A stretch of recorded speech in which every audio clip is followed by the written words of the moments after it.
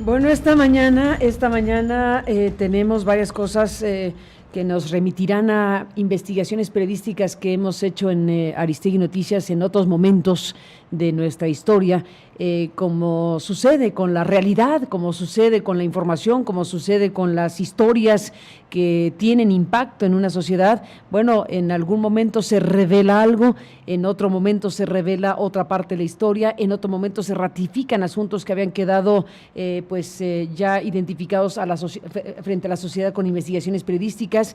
Y bueno, esta mañana tenemos varias de estas historias.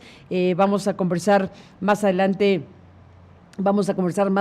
con nuestro colega Raúl Olmos sobre el caso Odebrecht, y sobre lo que se conoce ahora sobre Miguel Ángel Osorio Chong y su casero, algo que en su momento habíamos abordado también en publicaciones compartidas con ustedes. Vamos a hablar con Raúl más adelante sobre el tema del casero de Miguel Ángel Osorio Chong y Odebrecht. Hablaremos también esta mañana sobre Emilio Lozoya, que al final, mire, como hemos dicho, ahora sí que hashtag todo conecta y cada vez va a conectar más en términos de investigaciones que nos hablan de transacciones financieras y relación de alto nivel en la política mexicana. Y bueno, mientras que le adelanto de lo que hablaremos con Raúl Olmos esta mañana sobre Odebrecht y el casero de Miguel Ángel Osorio Chong, casero contratista, le llamamos casero porque el lugar donde Osorio vive o vivía por lo menos hasta hace pocos años, en las lomas de Chapultepec, que es todo un lugar, ya sabemos, en la Ciudad de México, pues están relacionados con esta investigación. Está también lo que conversaremos más adelante con Andrea Cárdenas de Quinto Elemento Lab. En este caso, el fondo creado por Emilio Lozoya, un triángulo conformado por 2 edificios en las lomas de Chapultepec y otro cerca del aeropuerto de la Ciudad de México, es, como dice Andrea, el escenario donde se entrelazan 15 empresas, 4 colaboradores o ex colaboradores y 3 asesores vinculados al exdirector de Pemex.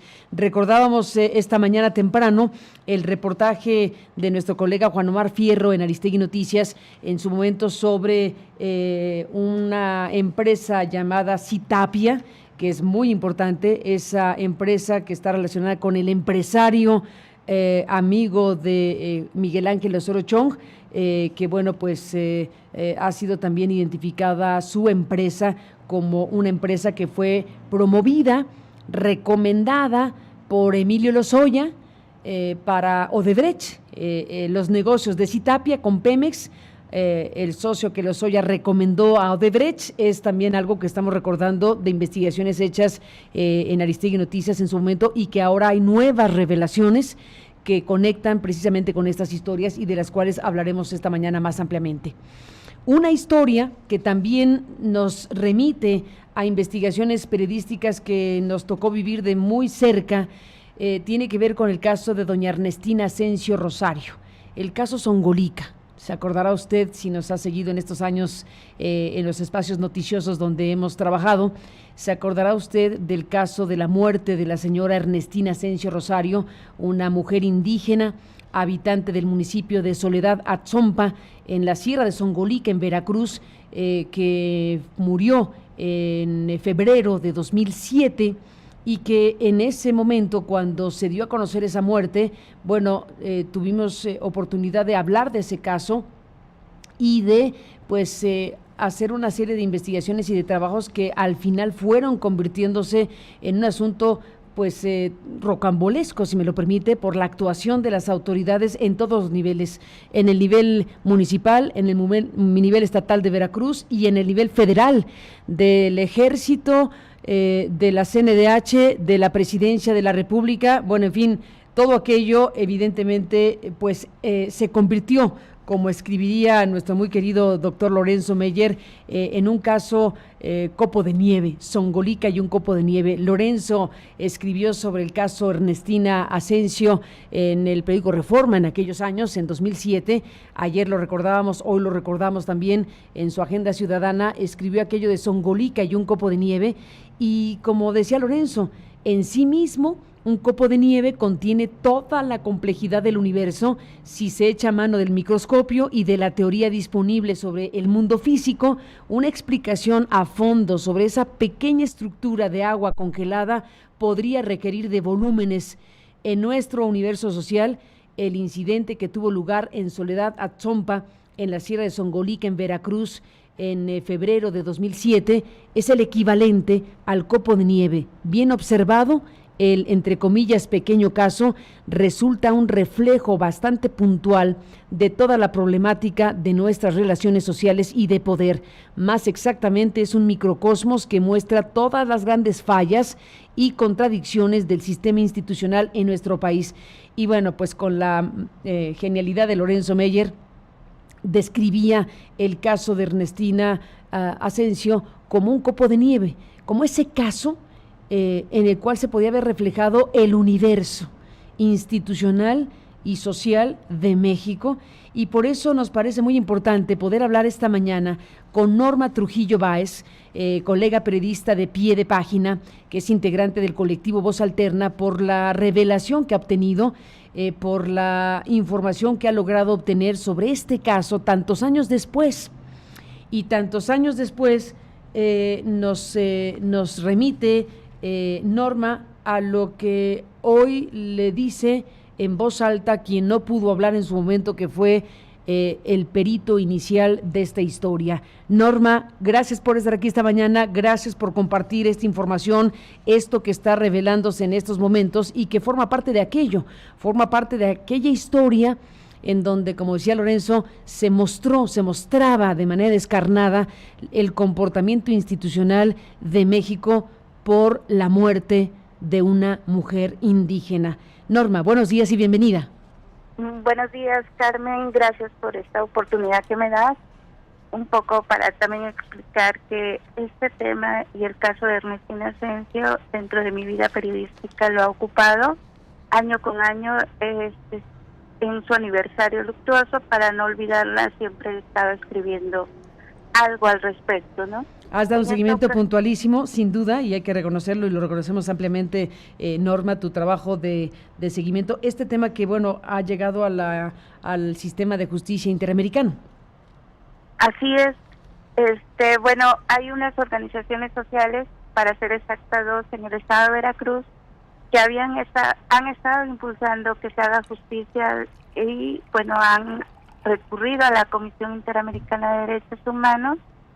Y en este andar, porque ellos, en una parte, ellos han pedido que se transparente el expediente de Ernestina Asensio, porque ha tenido muchas irregularidades, como tú bien ya lo puntualizaste, en donde se dieron muchos factores y donde se ha exhibido todo el movimiento institucional para callar y para tapar un caso como el de Ernestina, mujer indígena que vivía en una sierra y que fue atacada por militares.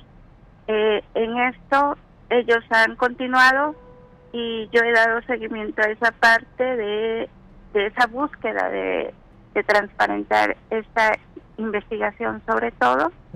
Y bueno, ahora me tocó entrevistar al perito y quiso hablar, Pablo Mendizábal, que fue uno de los peritos que en un inicio él dictaminó que Ernestina había sido violada y que, bueno, junto con otros dos médicos legistas, él me explica que él fue llamado después de que médicos del Hospital Civil Regional de Río Blanco dieron asentado que había una muerte de una mujer indígena con los rasgos de violación, las características de una violación sexual, y es cuando él entra a hacer el trabajo pericial.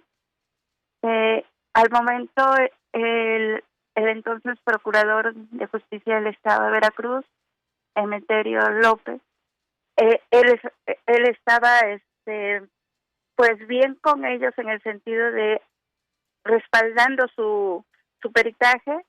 Incluso habría que recordar que en aquel entonces Fidel Herrera Beltrán salió ante los medios de comunicación a decir que Ernestina sí había sido violada y que él iba a buscar justicia.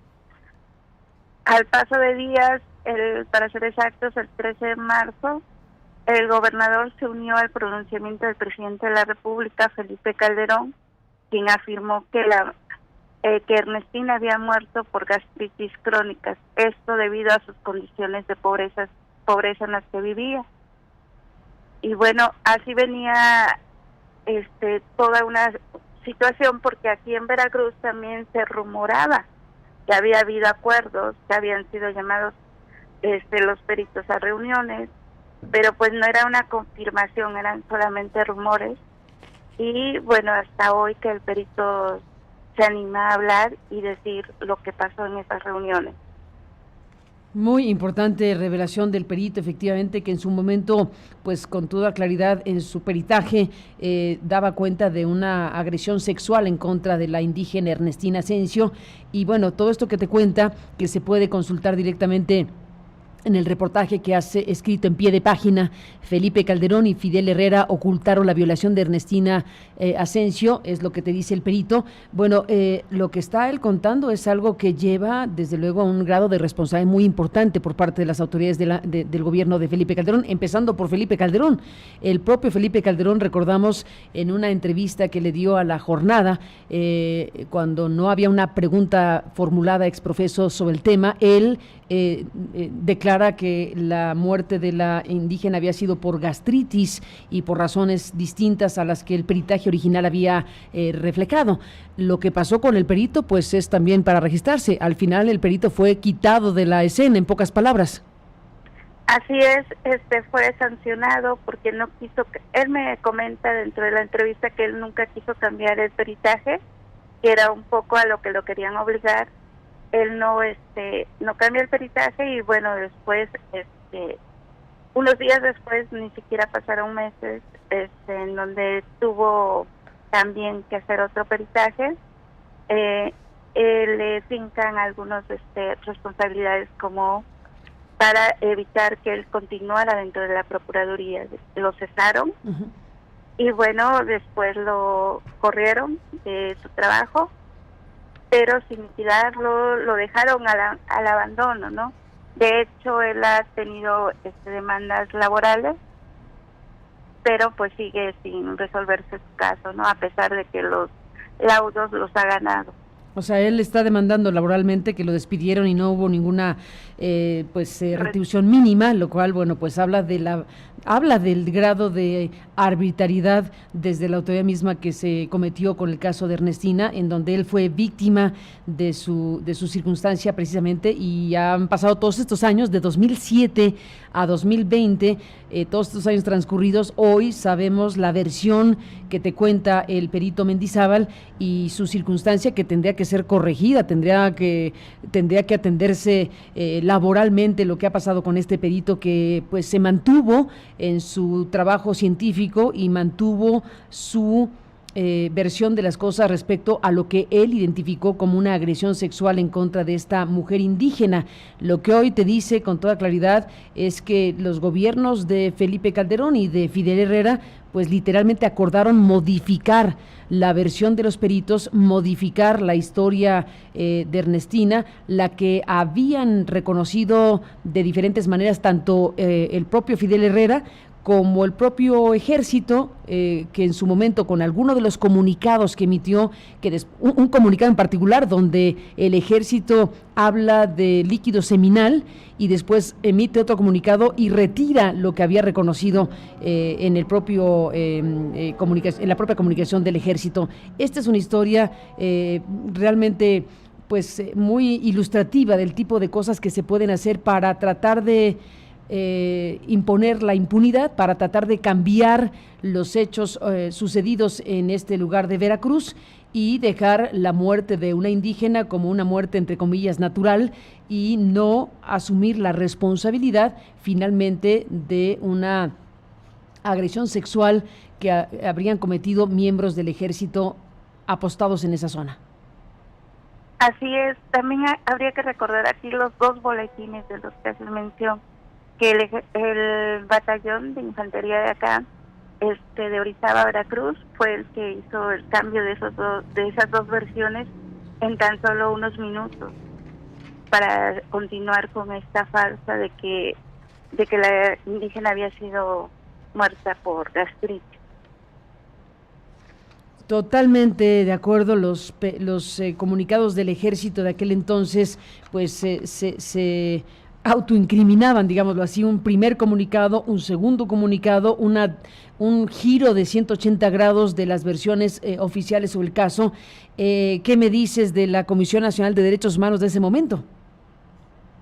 Igual actuó a modo, y era lo que me decía el perito. Él tuvo que acudir a la Comisión Nacional de Derechos Humanos, lo citaron para una plática para intercambiar conocimientos del caso, y de repente dice que no, era para obligarlos para que firmaran un nuevo dictamen.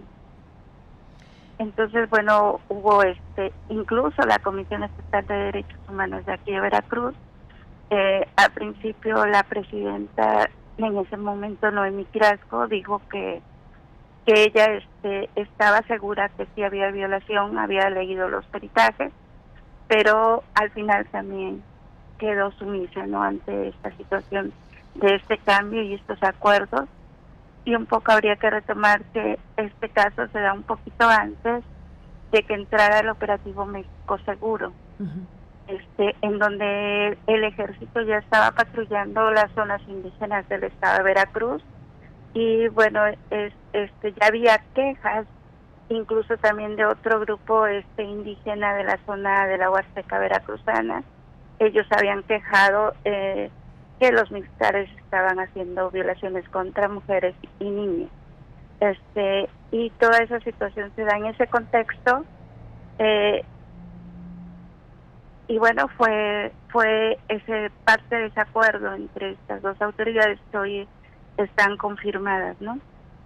Ni más ni menos. Pues Norma Trujillo Báez, ahí está la declaración muy importante de pues valiente perito, al final de cuentas, que sostuvo su información inicial, que no aceptó modificar lo que había presentado como dictamen pericial, y lo que queda pues subrayado de una conducta institucional muy grave del gobierno federal de Felipe Calderón y del gobierno estatal de Fidel Herrera, que bueno, pues acorde a lo que se ha sabido y acorde a lo que te amplía y especifica el propio perito, pues acordaron modificar la versión de los peritos y él mismo se quedó atrapado en esa situación. La verdad que hay que reconocer pues el papel de este científico, de este perito, que pues finalmente sufrió las consecuencias de su congruencia científica y profesional hasta este momento 2020, como lo has dicho. Así que recomendamos la revisión de la entrevista más ampliamente en el texto de Norma Trujillo Báez,